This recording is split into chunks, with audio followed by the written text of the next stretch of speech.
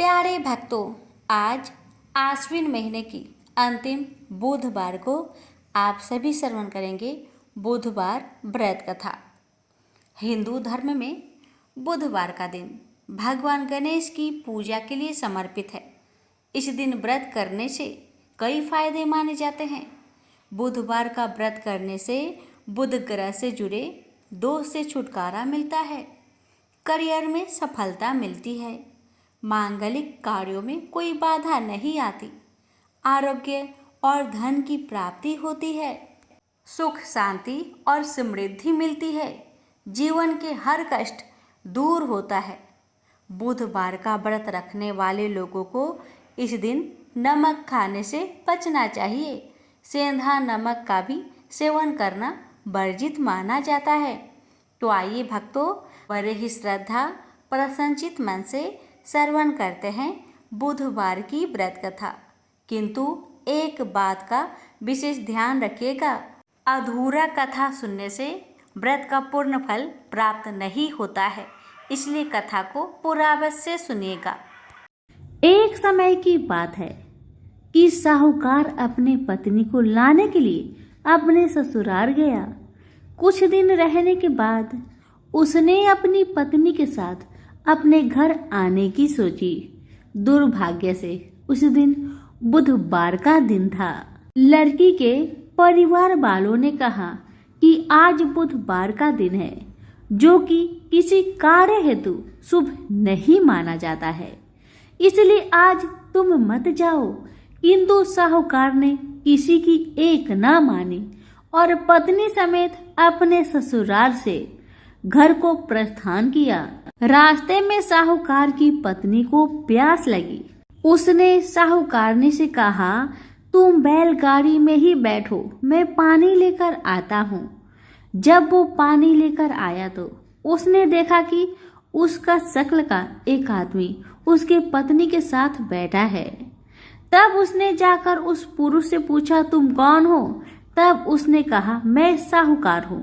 और फिर दोनों के बीच में झगड़ा शुरू हो गया और वहां लोग और कुछ सिपाही आ गए, जिन्होंने उस स्त्री से पूछा, तुम्हारा पति कौन है? तब वो इसका उत्तर न दे सकी और साहूकार अपने मन में कहने लगा कि ये प्रभु, कैसा लीला है आपका। तब आकाशवाणी हुई, अरे मूर्ख, आज बुधवार का दिन था, तभी तूने आज ही गमन किया। ये सब भगवान बुध देव के प्रकोप से हो रहा है, वो तुझसे रूठ गए हैं। तब साहूकार ने भगवान बुध देव से क्षमा याचना की और तब वो आकाशवाणी खत्म हो गई और इंसान के रूप में आए बुधदेव भी अदृश्य हो गए। और फिर साहूकार अपनी पत्नी संग घर गया और भगवान बुध देव की पूजा की। जो भी इस व्रत कथा को सुनता है उसको बुधवार की यात्रा करने का पाप नहीं लगता है। प्रेम से बोलिए बुध देव की जय हो। एक बार गणेश जी ने पृथ्वी के मनुष्य की परीक्षा लेने का विचार किया। वे अपना रूप बदलकर पृथ्वी पर भ्रमण करने लगे। उन्होंने एक बालक का रूप बना लिया। एक हाथ में एक चम्मच में दूध ले लिया और दूसरे हाथ में एक चुटकी चावल ले लिए और गली गली घूमने लगे। साथ ही साथ आवाज लगाते चल रहे थे, कोई मेरे लिए खीर बना दे, कोई मेरे लिए खीर बना दे। कोई भी उन पर ध्यान नहीं दे रहा था, बल्कि लोग उन पर हंस रहे थे। वे लगातार एक गांव के बाद दूसरे गांव इसी तरह चक्कर लगाते हुए पुकारते रहे, पर कोई खीर बनाने के लिए तैयार नहीं था। सुबह से शाम हो गई, गणेश जी लगातार घूमते रहे। एक बुढ़िया थी, शाम के वक्त अपनी झोपड़ी के बाहर बैठी हुई थी।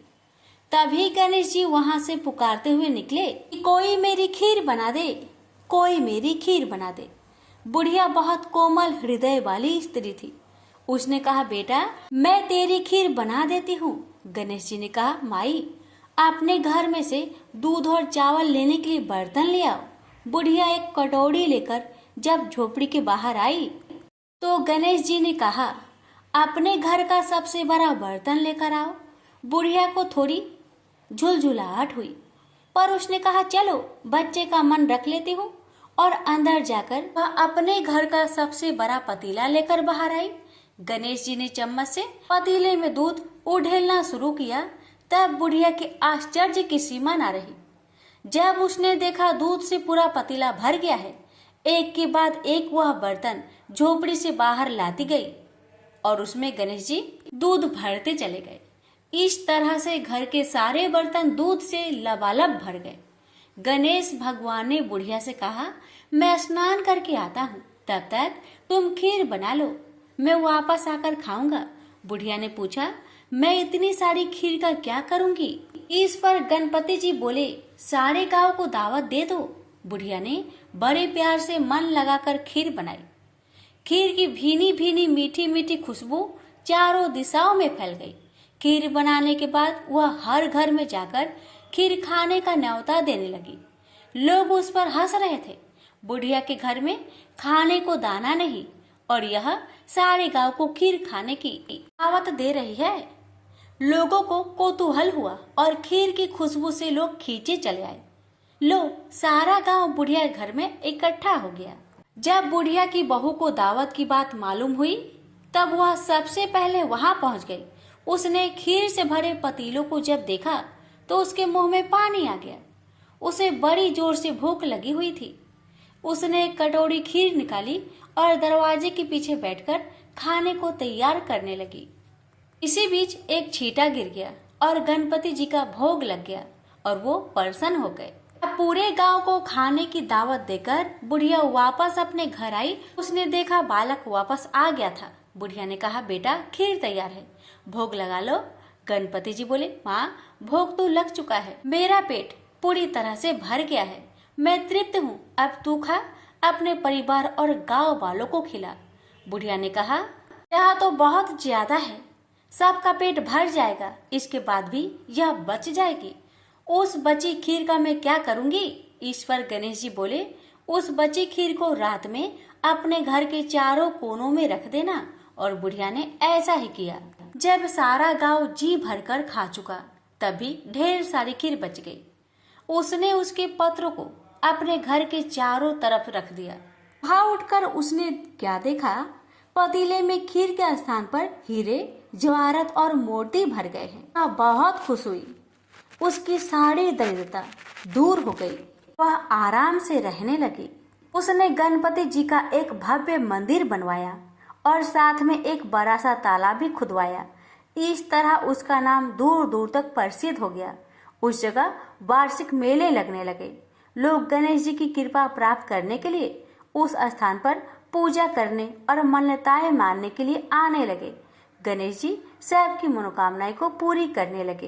प्रेम से बोलिए गणेश भगवान की जय। कथा। एक बुढ़िया माई थी, मिट्टी के गणेश जी की पूजा करती थी। रोज बनाए रोज गल जाए। एक सेठ का मकान बन रहा था। वो बोली, पत्थर का गणेश बना दो। मिस्त्री बोले, जितने हम तेरा पत्थर का गणेश करेंगे उतने में अपनी दीवार ना चिनेंगे। बुढ़िया बोली, राम करे तुम्हारी दीवार टेढ़ी हो जाए। अब उनकी दीवार टेढ़ी हो गई। वो चीने और ढा देवे, चीने और ढा देवे। इस तरह करते करते शाम हो गई। शाम को सेठ आया। उसने कहा, आज कुछ भी काम नहीं किया। वो कहने लगे, एक बुढ़िया आई थी, वो कह रही थी मेरा पत्थर का गणेश गर दो। हमने नहीं गरा तो उसने कहा तुम्हारी दीवार टेढ़ी हो जाए। तब से दीवार सीधी नहीं बन रही है, बनाते हैं और ढा देते हैं। सेठ ने बुढ़िया को बुलवाई। सेठ ने कहा, हम तेरा सोने का गणेश गढ़ देंगे, हमारी दीवार सीधी कर दो। सेठ ने बुढ़िया को सोने का गणेश गढ़ दिया। सेठ की दीवार सीधी हो गई। जैसे सेठ की दीवार सीधी की, वैसे सबकी करना। कहानी कहने वाले, सुनने वाले, हुक्कार भरने वाले सभी पर अपनी कृपा सदा बनाए रखना। प्रेम से बोलिए गजानंद भगवान की जय। किसी गांव में एक बूढ़ी माई रहती थी। वह बहुत गरीब थी और आंखों से अंधी भी थी। उसका एक बेटा और बहू थी। वह बुढ़िया सदैव गणेश महाराज की पूजा किया करती थी। एक दिन गणेश भगवान उसकी श्रद्धा भक्ति को देखकर बहुत प्रसन्न हुए।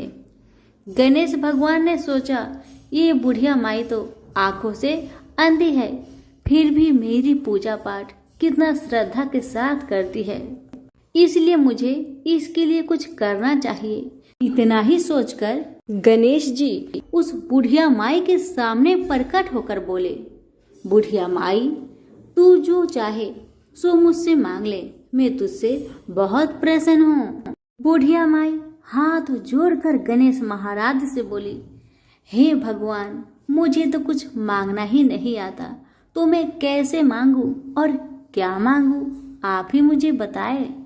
बूढ़ी माई की बातें सुन गणेश महाराज कहने लगे, माई, तू अपने बेटे बहू से पूछकर कुछ मांग लेना। तब बूढ़ी माई ने अपने बेटे से कहा, बेटा, गणेश जी कहते हैं कि तू कुछ मांग ले, तो तुम बताओ बेटा, मैं क्या मांगू। बेटा ने कहा, माँ, तुम ढेर सारा धन दौलत मांग ले। बहू से पूछा तो बहू ने कहा कि आप नाती मांग लीजिए माँ जी। तब बूढ़ी माई मन ही मन में सोचने लगी, बेटा बहू तो सिर्फ अपने लिए ही सोच रहे हैं, मेरे लिए तो कोई सोचता ही नहीं। इतना सोचकर बूढ़ी माई ने सोचा, एक बार अपनी पड़ोसन से पूछ कर आऊं कि मेरी पड़ोसन क्या कहती है। बुढ़िया ने पड़ोसन से पूछा तो उसने कहा, बुढ़िया माई, तो थोड़े दिन ही जिएगी, क्या तू धन मांगे और क्यों नाती मांगे, तू तो अपनी आंखों की रोशनी मांग ले, जिससे तेरी जिंदगी आराम से कट जाएगी। बेटा बहू और पड़ोसन का राय लेकर बुढ़िया माई गणेश महाराज के पास आई और बोली, हे गणेश महाराज, यदि आप मुझ पर प्रसन्न है तो मुझे 9 करोड़ की माया दे, निरोगी काया दे, अमर सुहाग दे, आंखों की रोशनी दे, नाती दे, पोता दे और सब परिवार को सुख दे और अंत में मोक्ष दे। बुढ़िया माई की बातें सुन गणेश जी कहने लगे, बुढ़िया माई, तुमने तो हमें ठग लिया, फिर भी जो तूने मांगा वजन के अनुसार सब कुछ तुझे मिलेगा। यह कहकर गणेश महाराज अंदर ध्यान हो गए। उधर बूढ़ी माई ने जो कुछ मांगा वह सब कुछ मिल गया। गणेश जी महाराज, जैसे आपने उस बुढ़िया माँ को सब कुछ दिया, वैसे ही सबको देना।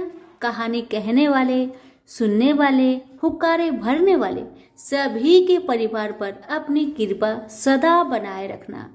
सभी मिलकर बोलिए, गणेश भगवान की जय हो। एक गांव था जिसमें एक सेठ जी अपने परिवार के साथ रहते थे। सेठ जी के गांव के पास के शहर में एक बड़ा व्यापार था। सेठ जी गणेश जी की पूजा श्रद्धा एवं विश्वास से करते थे, जिससे सेठ जी के घर में अन्न धन के भंडार सदा भरा रहता था। उनके जीवन में किसी प्रकार की कोई भी कमी नहीं थी। वह नित्य प्रतिदिन नियम अनुसार रोज वो नदी पर नहाने जाते और आकर गणेश जी की पूजा करते थे, उन्हें भोग लगाते थे और फिर स्वयं भोजन करते थे। यह बात सेठानी जी को अच्छी नहीं लगती थी। वो धार्मिक नहीं थी और ईश्वर में इतना विश्वास नहीं रखती थी। एक बार सेठानी जी ने सोचा, यह इतना गणेश जी को मानते हैं, गणेश जी की पूजा करते हैं, इससे होता ही क्या है, आज तो देखती हूँ वो कैसे गणेश जी की पूजा करते हैं। बस सेठानी दिमाग लगाकर अगले दिन जब सेठ जी नदी पर नहाने गए तो सेठानी जी ने गणेश जी की मूर्ति को उठाकर मूर्ति को कपड़े से ढककर बगीचे में जमीन में दबा दिया। जब सेठ जी नदी से नहा कर आए तो घर में देखते हैं कि गणेश जी की मूर्ति तो है नहीं। वह सेठानी से पूछते हैं, मेरी गणेश जी की मूर्ति मंदिर में क्यों नहीं है, कहाँ गया?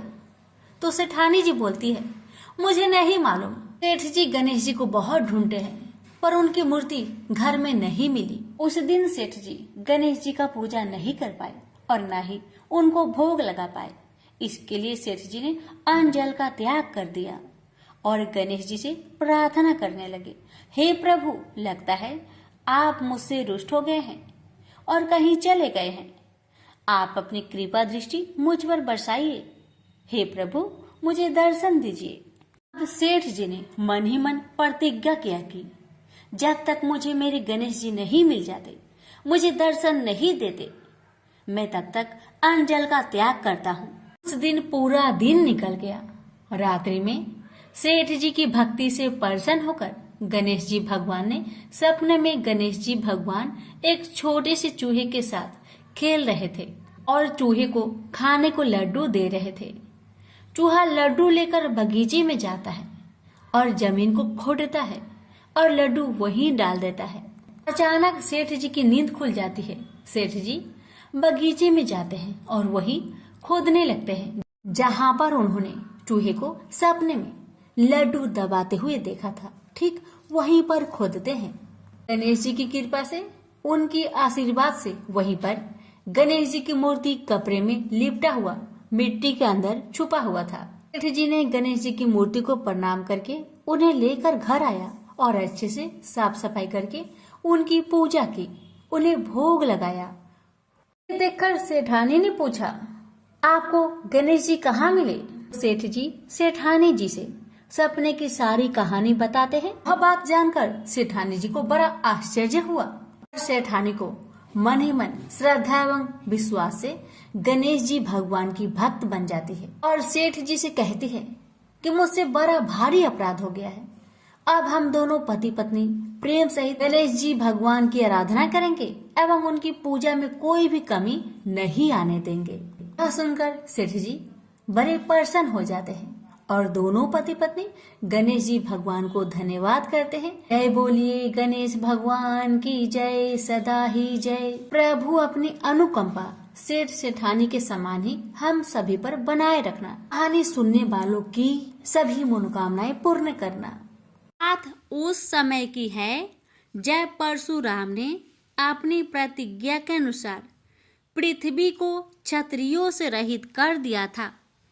तब वे अपने गुरु भूतनाथ के चरणों में प्रणाम करने और गुरु पत्नी अम्बा तथा उनके नारायण तुल्य दोनों गुरु पुत्र कार्तिकेय और गणनायक को देखने की लालसा से कैलाश पहुँचे।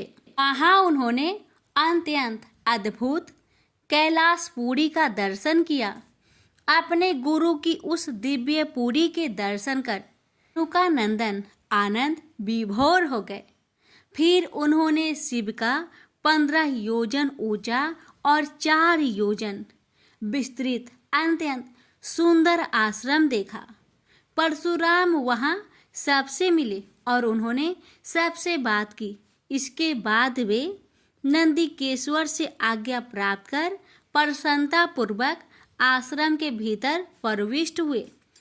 कुछ ही आगे जाने पर महातपस्वी परशुराम ने बहुमूल्य रत्नों से निर्मित सैकड़ों मंदिर देखे। उन्होंने वहां का भीतरी द्वार देखा जो नाना प्रकार की चित्रकारी से चित्रित तथा हीरे मोतियों की गुथी हुई मालाओं से अत्यंत शोभ्यमान था। परशुराम ने द्वार के बाएं भाग में अपने गुरुपुत्र कार्तिकेय को देखा और दाहिने और पार्वती नंदन गणेश तथा शिव पार्वती का अवलोकन किया। वे वहां रत्नाभरण भूषित बहुमूल्य रत्नों से बने सिंहासनों पर आसीन थे। परशुराम सबसे मिलते और प्रेम पूर्वक बात करते हुए प्रसन्नचित चित्त से आगे बढ़े ही थे कि गणेश ने उन्हें देखकर कहा, शूलपाणी इस समय शयन कर रहे हैं। मैं उन परम प्रभु की आज्ञा प्राप्त कर तत्काल तुम्हें साथ ले चलूंगा। बस इतनी देर रुक जाओ। परशुराम ने गणेश के सम्मुख खड़े खड़े उत्तर दिया, बंधुवर, मैं अपने गुरु शिव व माता पार्वती के दर्शन करना चाहता हूँ। मैं उनके चरणों में प्रणाम कर अभी लौट जाऊंगा। गणेश ने उन्हें अनेक प्रकार से समझाते हुए कहा, इस समय भूतेश्वर शिव एवं माता पार्वती अंतःपुर में है, अतएव अभी आपको वहां नहीं जाना चाहिए। परम गुरुदेव शिव एवं माता पार्वती के चरण कमलों के दर्शन करने का मेरा सहज अधिकार है। परशुराम अपने आग्रह पर दृढ़ थे, किंतु गणेश उन्हें अत्यंत विनयपूर्वक समझाते रहे। मैं तो परम पिता शिव एवं माता पार्वती के दर्शनार्थ जाऊंगा ही। यह कहकर परशुराम आगे बढ़ना ही चाहते थे कि गणेश ने उन्हें रोक दिया। 21 बार पृथ्वी को क्षत्रियों से रहित करने वाले भृगु नंदन कुपित हो गए और उनका गणेश से विवाद ही नहीं हुआ, हाथापाई भी होने लगी। कुमार कार्तिकेय ने उन्हें समझाने का प्रयास किया, किंतु क्रोध परशुराम ने उन्हें धक्का दे दिया, जिससे वह गिर गए। शिव पुत्र गणेश ने उठकर परशुराम की उद्दंडता के लिए उनकी भर्त्सना की, तो क्रोध परशुराम ने अपना तीक्ष्ण परशु उठा लिया। तब गणेश ने अपनी सूंड बढ़ाकर उन्हें उसमें लपेट लिया और घुमाने लगे। गणेश की सूंड में लिपटे परशुराम सर्वथा असहाय और निरुपाय थे। गणेश के योग बल से परशुराम स्तंभित रह गए। गणेश ने परशुराम को सप्तद्वीप, सप्त पर्वत, सप्त सागर, भूलोक, स्वर्गलोक, जनलोक, ध्रुवलोक, गौरीलोक और शंभुलोक में घुमाते हुए समुद्र में फेंक दिया। परशुराम समुद्र में तैरने लगे तो निरामयी गणनाथ ने उन्हें पुनः अपनी सूंड में उठा लिया और घुमाते हुए बैकुंठ धाम दिखाकर गोलोक धाम का दर्शन करा दिया। वहां परशुराम ने मंद मंद मुस्कुराते हुए बंसी विभूषित नव निरत श्री कृष्ण के साथ रासवेड़ी राधा का दर्शन किया, तो वे बार बार उनके मंगलमयी चरण कमलों में प्रणाम करने लगे। कुछ देर बाद परशुराम सचेत होकर पृथ्वी पर गिर पड़े। समय उनका प्रतिवादी मुख स्तंभ गणेश जी द्वारा किया हुआ स्तंभन भी दूर हो गया। तब उन्होंने अपने अभीष्ट देवता श्री कृष्ण के जगत गुरु शिव द्वारा प्रदत्त परम दुर्लभ स्रोत एवं कवच का स्मरण किया और संपूर्ण शक्ति से सूर्य की प्रभा के तुल्य तीक्ष्णतम अपने परशु से गौरी नंदन पर प्रहार कर दिया। गणेश ने अपने परम पूज्य पिता के अमोघ अस्त्र का सम्मान करने के लिए उसे अपने बाएं दांत से पकड़ लिया। शिव शक्ति के प्रभाव से वह तेजस्वी परशु गणेश के बाएं दांत को समूल काट कर पुनः रेणुका पुत्र परशुराम के हाथ में लौट आया। गणेश का दांत टूटते ही भयानक गर्जना हुई और रक्त का फवारा फूट पड़ा। मुंह से निकलकर रक्त से सना दांत भूतल पर गिर पड़ा। उस समय धरित्री कांप उठी। यह दृश्य कार्तिकेय, क्षेत्रपाल आदि पार्षद तथा शून्य में देवगण अत्यंत भयभीत होकर हाय हाय करने लगे। कैलाशवासी डर से मूर्छित हो गए। निंद्रापति सुधत्मा शिव की निंद्रा भंग हुई। बेटा यह क्या हुआ? दौड़ी हुई पार्वती आई तो उन्होंने अपने पुत्र गणेश के टूटे दांत तथा रक्त से सने हुए मुंह को देखा और देखा कि उनके हृदय खंड गणेश क्रोध शून्य परम शांत लज्जा से सिर झुकाए खड़े हैं। अत्यंत व्याकुल होकर उन्होंने स्कंद से पूछा, क्या बात है? यह कैसे हुआ? स्कंद द्वारा संपूर्ण वृत्तांत सुनकर पार्वती अत्यंत क्रोध हुई और अपने प्रिय पुत्र गणेश जी को सीने से लगाकर रोती हुई शिव से बोली, मेरे पुत्र गणेश और आपके शिष्य परशुराम में किसका दोष है? आप ही निर्णय करें। फिर माता पार्वती ने अपने सम्मुख परशुराम को शिव के प्रमोदक द्वारा चरण कमलों की निर्भयता पूर्वक सेवा करते हुए देखकर कहा, हे महाभाग राम, तुम योगियों के गुरु देवाधिदेव महादेव के शिष्य हो। तुम शुद्ध मन वाले हो। तुम्हारी अशुद्धता का कारण मेरी समझ में नहीं आ रहा। तुमने करुणामय गुरु से अमोघ परशु प्राप्त कर पहले तो उसकी क्षत्रिय जाति पर परीक्षा की और अब गुरु पुत्र पर परीक्षा की है। श्रुति गुरु दक्षिणा देने का निर्देश करती है और तुमने अत्यंत निर्दयता पूर्वक गुरुपुत्र का समूल एक दांत ही नष्ट कर दिया। अब इसका सिर भी काट डालो। चरमता कामोग परशु प्राप्त कर ले तो क्षुद्र श्रृंगाल भी वनराज को मार सकता है।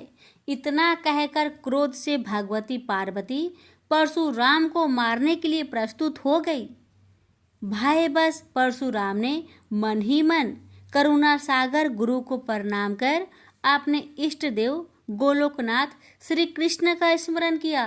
तभी पार्वती ने अपने सम्मुख एक बौने ब्राह्मण बालक को देखा।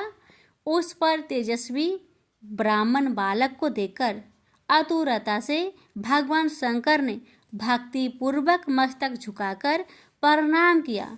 उसके बाद माता पार्वती ने भी उसे प्रणाम किया। परम तेजस्वी ब्राह्मण बालक ने शिव एवं पार्वती को शुभ आशीर्वाद प्रदान किया। यह दृश्य देखकर कैलाशवासी बालक बालिकाएं भयभीत एवं चकित हो गए। फिर भगवान शंकर ने उनका पूजन किया। वे वामन भगवान रत्न सिंहासन पर विराजमान थे। उनका उत्कृष्ट तेज सर्वत्र फैल रहा था। भगवान शंकर ने मधुर शब्दों में कहा, आज मेरा परम सौभाग्य है जो आपने कृपा पूर्वक मेरे यहाँ पधार कर मुझे सेवा का अवसर प्रदान किया है। सुतोष शिव की मधुर वाणी से प्रसन्न होकर ब्राह्मण बाल रूपी स्वयं श्री हरि ने गंभीर स्वर में कहा, आप लोग की वर्तमान स्थिति जानकर मैं श्वेत द्वीप से आ रहा हूँ। मेरे भक्तों का कभी अमंगल नहीं होता। मेरा सहस्त्र सार उनके रक्षार्थ प्रतिक्षण प्रस्तुत रहता है, किंतु गुरु के रुष्ट होने पर मैं विवश हो जाता हूँ। गुरु की अवहेलना बलवती होती है। विद्या और मंत्र प्रदान करने वाला गुरु अभिष्ट देव से 100 गुना श्रेष्ठ है। गुरु से बढ़कर कोई देवता नहीं है, पार्वती से बढ़कर कोई पतिव्रता नहीं है तथा गणेश से उत्तम कोई जितेंद्रिय नहीं है। भृगु नंदन ने गुरु पत्नी एवं गुरु पुत्र की अवहेलना कर दी है। उसी का मार्जन करने के लिए मैं यहाँ उपस्थित हुआ हूँ। श्री हरि ने भगवान शंकर के बाद भगवती पार्वती से कहा, तुम जग जननी हो। तुम्हारे लिए गणेश, कार्तिकेय और परशुराम भी पुत्र तुल्य है। इन परशुराम ने स्नेह के प्रति शिव और तुम्हारे मन में भेद नहीं है। आता एवं जो उचित समझो करो। देव बड़ा प्रबल होता है। बालकों का यह विवाद तो देव दोष से ही घटित हुआ है। तुम्हारे इस प्रिय पुत्र का एक दंत नाम वेदों में प्रसिद्ध है। फिर श्री हरि ने परशुराम से कहा, राम, तुमने क्रोधवश शिवा पुत्र गणेश का दांत तोड़कर अनुचित किया है। इस कारण तुम निश्चय ही अपराधी हो। ये सर्वशक्ति स्वरूपा पार्वती प्रकृति से परे और निर्गुण है। श्री कृष्ण भी इन्हीं की शक्ति से शक्तिशाली हुए हैं। ये समस्त देवताओं की जननी है। तुम इनकी स्तुति कर इन्हें संतुष्ट करो। इतना कहकर श्री हरि बैकुंठ के लिए प्रस्थान कर गए। परशुराम ने भी स्नान कर शुद्ध वस्त्र धारण कर लिए। वह हाथ जोड़कर गुरुदेव के चरणों में प्रणाम कर सिर झुकाए जगजननी गौरी का स्तवन करने लगे। भक्तवर परशुराम के संपूर्ण अंग पुलकित थे और उनके नेत्र से अश्रु प्रवाहित हो रहे थे। इस प्रकार करुण प्रार्थना करते हुए अंत में परशुराम ने कहा, जगजननी रक्षा करो, मेरे अपराध को क्षमा कर दो। भला कहीं बच्चे के अपराध करने से माता कुपित होती है। यह कहकर परशुराम ने माता पार्वती के चरणों में प्रणाम कर अत्यंत दुखी होकर रोने लगे। परशुराम की करुण प्रार्थना से करुणामयी पार्वती का हृदय द्रवित हो गया। उन्होंने प्रीति पूर्वक परशुराम को अभय दान देते हुए कहा, बेटा अब शांत हो जाओ। आशुतोष के अनुग्रह से तुम्हारी सर्वत्र विजय हो। सर्वतरात्मा श्री हरि तुम पर सदा प्रसन्न रहे। गुरुदेव शिव में तुम्हारी भक्ति सुदृढ़ रहे, तुम अमर हो जाओ। इसी प्रकार दयामयी पार्वती ने परशुराम को आशीर्वाद दिया और वे अपने अंतपुर में चली गई। उस समय वहां श्री भगवान के मंगल नाम का उच्च घोष होने लगा। फिर परशुराम ने एक दंत गणेश का स्तवन किया और गंधे, पुष्प, धूप, दीप एवं तुलसी रहित नैवेद्य आदि से लंबोदर की विधि पूर्वक पूजा की। परशुराम ने भक्ति भाव से भाई गणेश को संतुष्ट कर माता पार्वती एवं कृपा सिंधु त्रिलोचन के चरणों में प्रणाम किया। फिर उन्होंने गुरु की आज्ञा प्राप्त कर प्रसन्नता पूर्वक वहां से प्रस्थान किए। प्रेम से बोलिए गौरी पुत्र गणेश भगवान की जय। हर हर महादेव। माता पार्वती की जय।